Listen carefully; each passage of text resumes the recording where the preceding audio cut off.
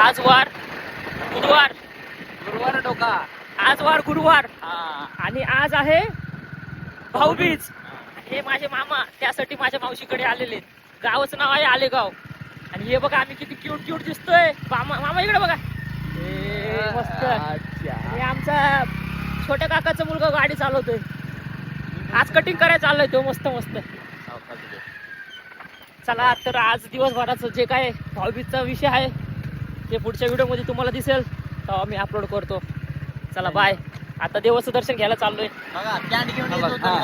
आणि हे बघा आमचे छोटे काका जातात वाटेत भेटले.